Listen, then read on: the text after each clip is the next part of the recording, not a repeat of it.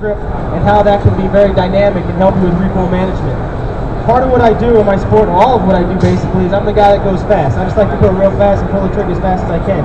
So what I do is put as many rounds on target at a high rate of speed and as accurately as possible. And it translates to everybody. It translates to the competition shooter, the soldier out there defending our country, or any law enforcement agency out there defending our streets.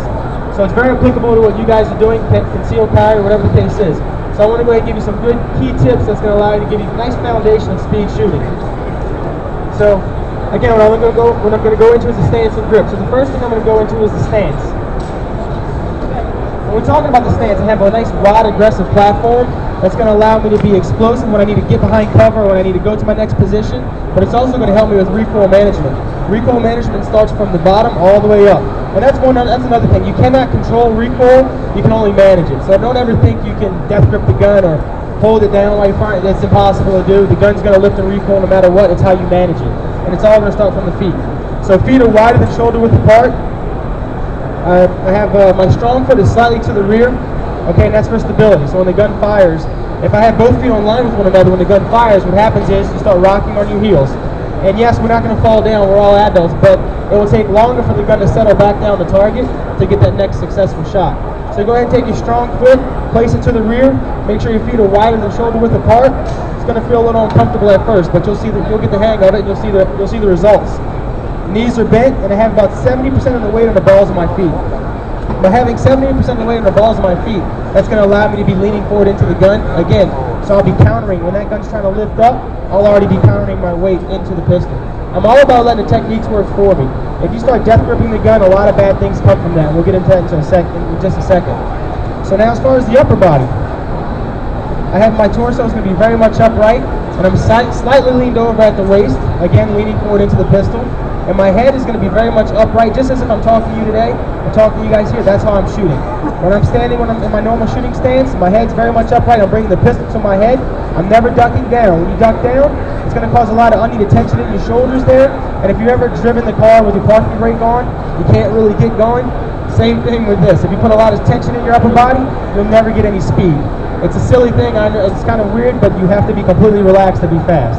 If you try to do anything, you're causing your body unneeded tension to get into that, and it takes time to get out of it. So go ahead and just stay relaxed. Keep your shoulders down to their sockets. Last thing, if you roll your shoulders up and your head goes down like I call it the turtle, what happens is you get that unneeded stress. You'll be slower, but also you're going to lose your peripheral vision, and that's very important in speed competition shooting as well as any type of tactical environment. You always want to have your peripheral vision. So just be sure to keep those shoulders down in their sockets. Now I want to talk about arm extension. Arm extension. If you go ahead and place your arm all the way out there, some guys have great intentions in doing that.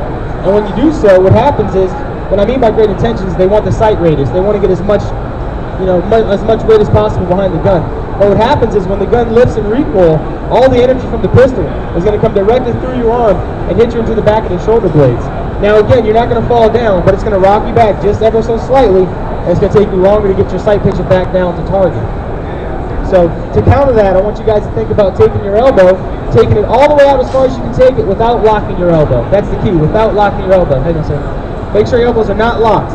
But now, at this point now, I have a shock absorber, okay? As the gun lifts and recoil, the energy will translate from the pistol into my arm. And it's going to go ahead and alleviate some of that pressure in my elbow, acting as a shock absorber. And then it's going to come back to my shoulder blades. So again, I can't control it, but I'm managing it. I'm getting less power hitting me in the back. So I'll kind of show you what the stance looks like here.